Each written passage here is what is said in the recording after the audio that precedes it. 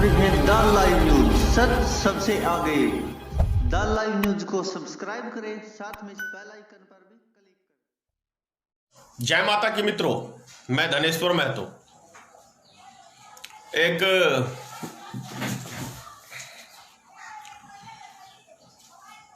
कहावत है अंधभक्तों के लिए।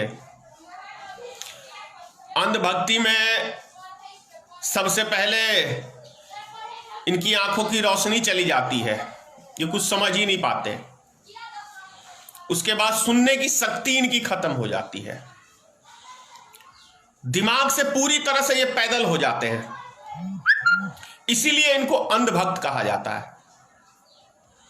अब आज मैं जो खुलासा करने जा रहा हूं, ये वही व्यक्ति समझ सकता है जिसके पास सोचने समझने की कुछ शक्ति ईश्वर ने दी है। वो व्यक्ति मेरी बातों को समझेंगे और जानेंगे।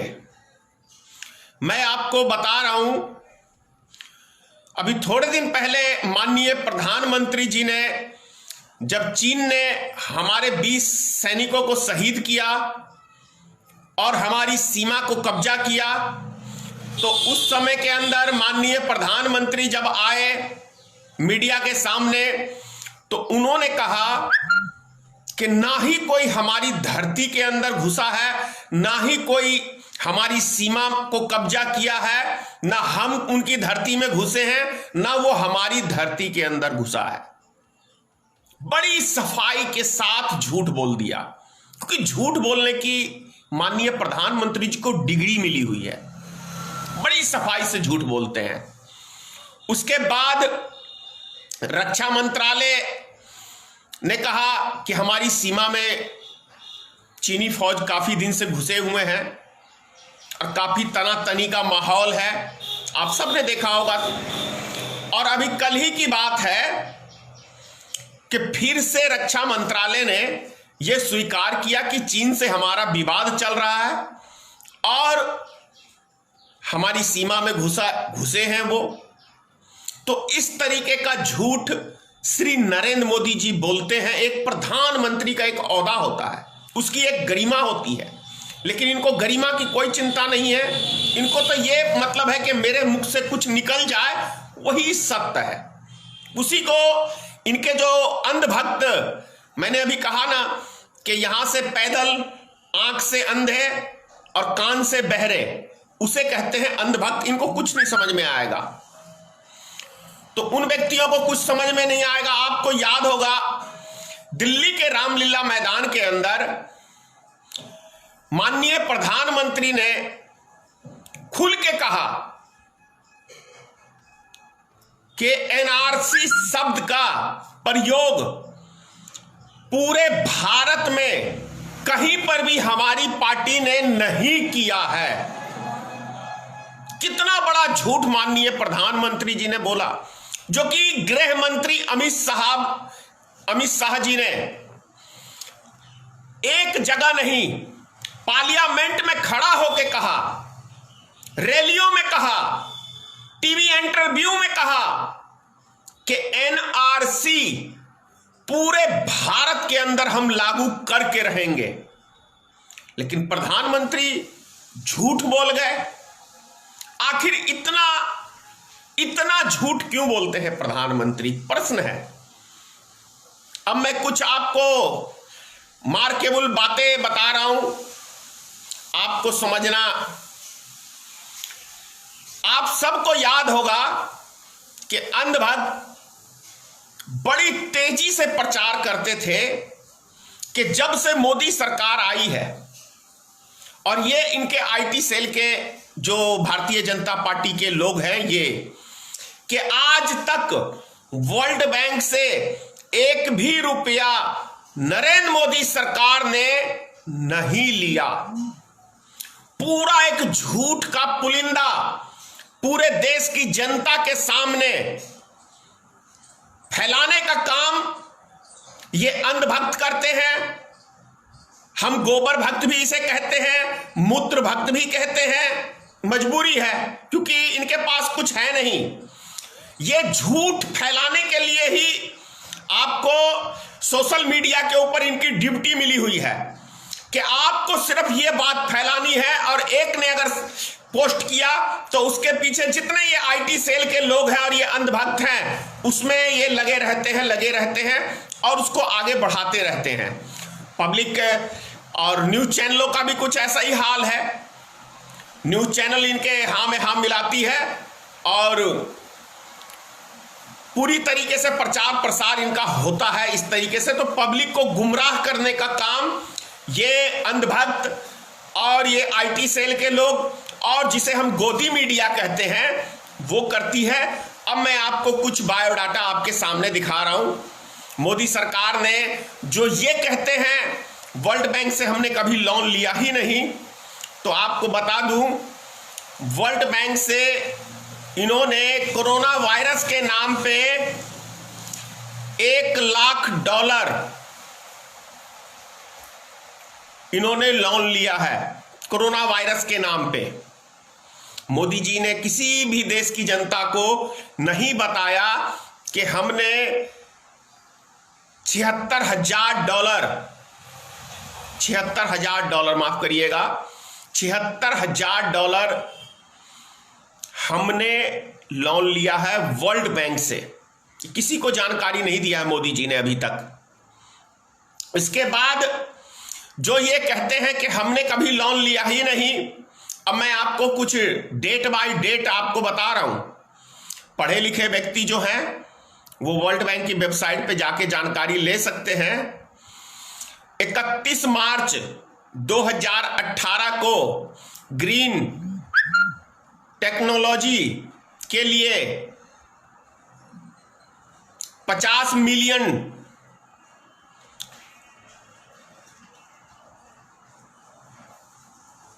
यानी 50 करोड़ रुपया बैंक से वर्ल्ड बैंक से लिया। उसके बाद 31 जनवरी 2017 को उत्तराखंड के लिए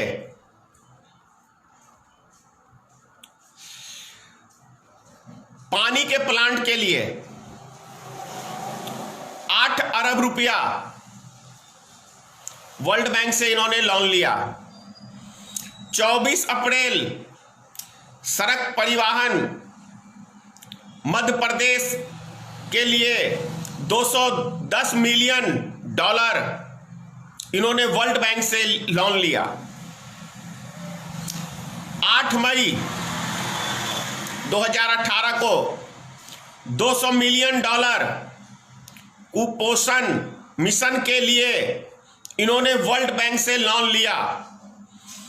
2017 21 नवंबर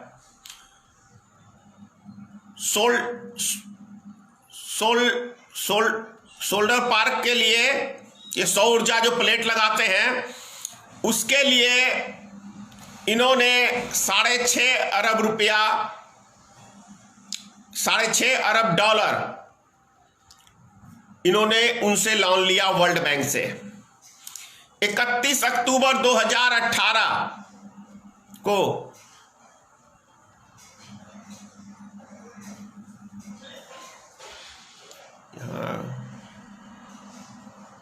आसाम के लिए $100 अरब आसाम के लिए इन्होंने लिया।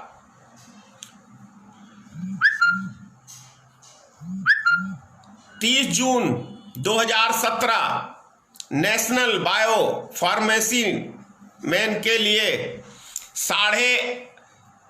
836 अरब इन्होंने लिया। पीएम केयर फंड माननीय प्रधानमंत्री का एक कहें तो इन्होंने निजी फंड बनाया। इसके अंदर इतना पैसा इन्होंने इकट्ठा किया है, इतना पैसा इन्होंने इकट्ठा किया कि जिसका ये हिसाब देने को तैयार नहीं है। कुछ बड़े उद्योगपतियों ने जो इनको फंडिंग किया उसकी मैं जानकारी दे रहा हूं। चाइना से काफी काफी खराब संबंध अपने आप को और सारे व्यापार बंद करने की बात करते हैं। तो आपको जानकारी दे दूं, पेटीएम चाइना की कंपनी है। 500 करोड़ रुपया पीएम केयर फंड को चाइना की कंपनी ने दिया है कोरोना वायरस की महामारी के लिए। 20 करोड़ रुपया फिर पेटीएम ने, जो प्रत्येक दिन डिलीवरी होती है, पैसों की लेन देन होती है, उसके अंदर से कुछ 20 करोड़ रुपया पेटीएम ने एक दिन के अंदर दिया है। उसके बाद रतन टाटा, इन्होंने 1500 करोड़ रुपया पीएम केयर फंड को दिया है। और भी कई संस्थानें हैं इनकी, उसके माध्यम से भी पीएम केयर फंड के अंदर रतन टाटा ने पैसा दिया है। 500 करोड़ रुपया मुकेश अंबानी, जो इनके मित्र हैं, इन्होंने इनको दिया है। कोटक महिंद्रा बैंक जो है, सभी जानते हैं, 25 करोड़ रुपया इन्होंने दिया है। 1 करोड़ रुपया जो चाइना की वीवो मोबाइल है कंपनी, उसने पीएम केयर फंड के अंदर दिया है।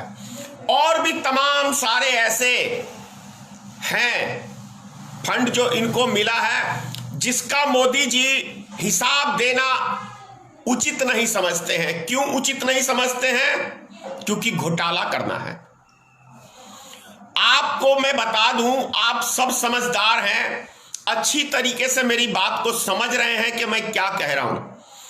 आखिर सरकार जब ईमानदार है तो सरकार को, जनता को यह बताने में क्या कठिनाई है कि हमें देशवासियों ने या विदेशियों ने, विदेश में रहने वाले उद्योगपतियों ने, चाइना ने, अमेरिका ने, वर्ल्ड बैंक ने हमें पीएम केयर फंड के अंदर कितना पैसा दिया या हमने वर्ल्ड बैंक से कितना लोन लिया, यह देश की जनता को जानने का 100% अधिकार है। क्योंकि इस देश की जनता ने माननीय प्रधानमंत्री को मत देके पूरे विश्वास के साथ इनको चुना है। और प्रधानमंत्री जी ने स्वयं इस बात को टीवी इंटरव्यू में कहा है कि पूरे देश की जनता को एक एक पाई का हिसाब जानने का अधिकार है। तो आखिर माननीय प्रधानमंत्री जी, जब आप ईमानदारी का ढोल पीटते हैं, तो देश की जनता को आप क्यों नहीं अभी तक बताए हैं कि हमने पीएम केयर फंड के अंदर कितना फंड जुटाया है और किन किन माध्यमों पे हमने खर्च किया है। ये जानने का अधिकार पूरे देश की जनता को है। तो क्या एक मीडिया ने ये बताया आपको वर्ल्ड बैंक के संबंध में, लेकिन बाकी जो नरेंद्र मोदी की चापलूसी करते हैं, किसी न्यूज चैनल ने आज तक ये कहा कि मोदी सरकार ने वर्ल्ड बैंक से कब कब कितना कितना लोन लिया। ये देश की जनता को बताने का काम इन बैंकों, इन न्यूज चैनलों का काम है कि नहीं है? एक एक प्रश्न का जवाब देना, जानकारी देना न्यूज चैनल शायद इसीलिए होता है, इनको जवाब देना चाहिए। अब बात कर लेते हैं विजय माल्या की। विजय माल्या देश का भगोड़ा है। 10,000 करोड़ रुपया 17 बैंकों से लेके भागा है। माननीय प्रधानमंत्री जी 2019 में जो चुनाव लड़े थे, या पहले जो चुनाव लड़े, क्या कहा इन्होंने? मैं देश का रक्षक हूं, मैं आपका चौकीदार हूं, मुझे आप अपना नेता मत समझो, मुझे आप अपना पहरेदार समझो, घर का चौकीदार समझो, मैं आपकी रक्षा करूंगा, आपके देश की रक्षा करूंगा, ऐसा हजारों भाषण में मोदी जी कहते फिरते थे। ये हम सब देखते थे। तो उस माध्यम से यदि देश का कोई पैसा लेके भागा है तो उसकी जवाबदेही श्री नरेंद्र मोदी जी की होती है। नैतिकता के आधार पे उनको जवाब देना चाहिए कि आखिर जब भी कोई विदेश व्यक्ति जाता है तो बकायदा पासपोर्ट बनता है, वीजा लगता है, और वीजा जांच करती है देश की संस्था, गृह मंत्रालय उसको वीजा पास करती है, विदेश मंत्रालय उसकी चेक इन होती है। तो क्या किसी भी भारतीय जनता पार्टी के नेताओं को यह जानकारी नहीं थी कि ये वीजा किसका है? कोई नहीं जानता था। ऐसा तो नहीं है कि मैं समझता हूं देश का बच्चा बच्चा नागरिक, और जब इतनी मोटी मोटी रकम भारतीय जनता पार्टी के लोग विजय माल्या से चंदा लेते थे तो उनको पता नहीं था कि विजय माल्या कौन है। विजय माल्या गुजरात से ही था, गुजरात का ही था, और श्री नरेंद्र मोदी जी का एक खास मित्र था वो। अब मैं कुछ पेश कर रहा हूं, 17 बैंकों का तो नहीं लेकिन 13 बैंकों का मैं आपको आंकड़ा दे रहा हूं, किस बैंक से कितना पैसा लेके फरार हुए। 10,000 करोड़ है, लेकिन ये मात्र 13 बैंक की मेरे पास लिस्ट है।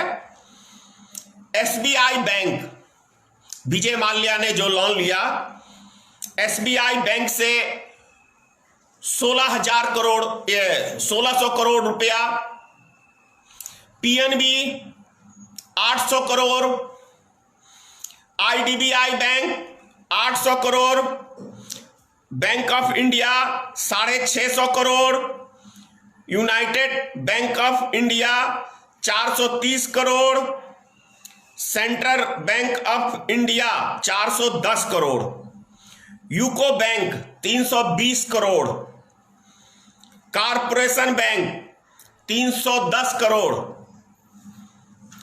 बैंक ऑफ मैसूर 150 करोड़,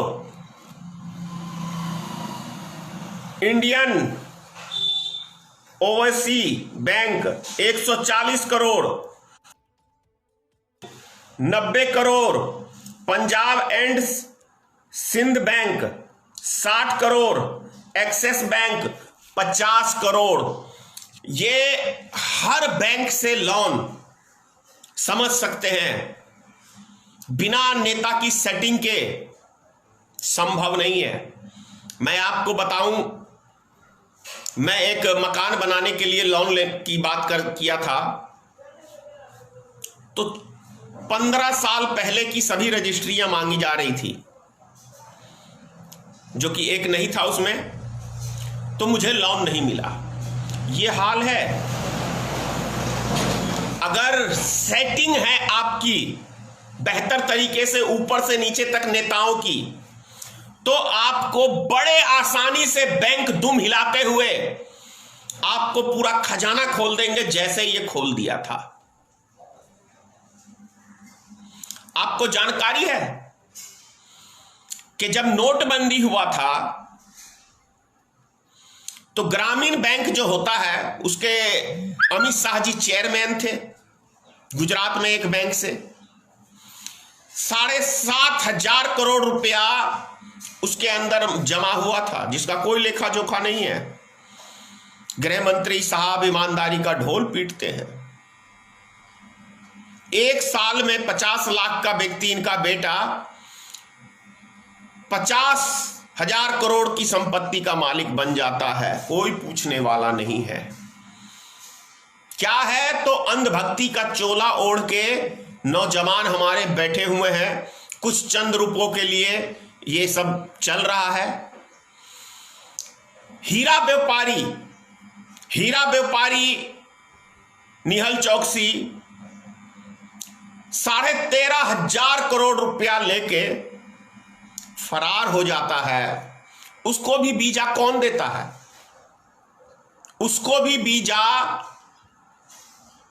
उसको भी बीजा भारतीय जनता पार्टी की सरकार है आज केंद्र के अंदर, यही सरकार उसको बीजा देती है।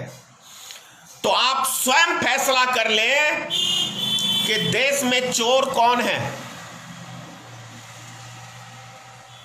देश में यदि कोई चोर है तो श्री नरेंद्र मोदी है। इसीलिए किसी भी चीज का हिसाब देना उचित नहीं समझता है। हिसाब देगा तो पकड़े जाएंगे ना, पकड़े जाएंगे। जैसे 2003 में एक भारतीय जनता पार्टी की सरकार थी, विदेश से हथियारों के मामले में केस बना था, अब प्रूफ हो गया है 19 साल बाद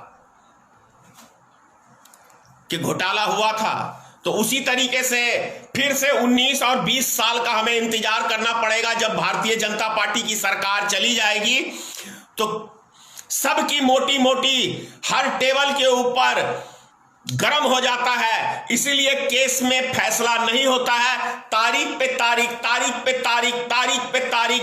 वो व्यक्ति या तो ऊपर पहुंच जाता है या अर्थी पे सजने के लिए तैयार रहता है, तब जाके केस में डिसीजन आता है, तब आके फैसला आएगा। अरे भाई, इनकी तो उम्र हो चुकी है, अब इनको जेल में लेके क्या करोगे। याद है मधु कोड़ा, झारखंड का मात्र 6 महीने का एक मुख्यमंत्री, एक निर्दलीय विधायक 10,000 करोड़ की संपत्ति का मालिक बन जाता है। ऐसी है हमारे देश के अंदर कानून व्यवस्था। अगर 10,000 करोड़ रुपया हम घोटाला करें, और मैं कह रहा हूं मुझे सारी उम्र अगर जेल ही हो जाए तो क्या फर्क पड़ता है, हमारे खानदान के तो बाल बच्चे सेट हो गए। यही हमारे देश का कानून। सरकारी चीज का गबन करना मैं समझता हूं, चाहे वो राजनेता हो, चाहे सरकारी कर्मचारी हो। अरे चाइना से सीख लो, एक मंत्री ने चाइना में घोटाला किया था, उसको फांसी की सजा हुई थी। यदि ये कानून भारतीय जनता पार्टी लागू करे तो मैं कहूंगा एक ईमानदार सरकार है। 70 साल में एक ईमानदार सरकार बनी है। क्या पास करेगी ऐसा कानून नरेंद्र मोदी की सरकार कि जो घोटाले में सिद्ध हो जाएगा उसको हम फांसी की सजा देंगे? नहीं करेगा, क्योंकि चोरों का सरदार श्री नरेंद्र मोदी है, अमित शाह है। ये चोरों की फौज है आज भारत के अंदर, सत्ता पे काबिज है। चोरों का सरदार कहें, ढकोसलेबाज। अच्छा, रामलला को तो कुछ ज्ञान दिया ही होगा, नरेंद्र मोदी जी ने उंगली पकड़ के ले जा रहे थे, और एक वो जाहिल जेपी नड्डा, वो जाहिल क्या कहता है, मजबूरी है इस लफ्ज का प्रयोग करने में, कि श्री नरेंद्र मोदी देवताओं के भी नेता हैं। अरे जाहिल मूर्ख, ऐसी चाटुकारिता, एक मनुष्य को भगवान की तुलना से भी ऊपर मान लिया। इसीलिए मैं कहता हूं कि अंधभक्त के पास आंख की रोशनी चली जाती है, सुनने की अच्छी बात की शक्ति खत्म हो जाती है, और दिमाग से वो पूरी तरह पैदल हो जाते हैं, जैसे जेपी नड्डा पैदल हो गया और इस तरह की अनाप शनाप बातें इसने बक दी। इसीलिए भारतीय जनता पार्टी का मतलब एक जाहिल गवार की फौज खड़ी है, और ये फौज का काम है सिर्फ झूठ की खेती करना और न्यूज चैनलों को खरीदना और उन पे अनाप शनाप बकना। यही न्यूज चैनल में भी वही है, जितने भी अभी गोदी मीडिया में हैं, ये न्यूज चैनल वाले भी उससे बड़े जाहिल, उससे बड़े गवार हैं। ये इनका यही सब काम है। इसीलिए कहता हूं, देशभक्त बनो, अंधभक्त मत बनो। राष्ट्र की भक्ति करो, किसी व्यक्ति विशेष की भक्ति मत करो। किसी व्यक्ति विशेष की भक्ति करोगे तो देश तबाह होगा, समाज तबाह होगा।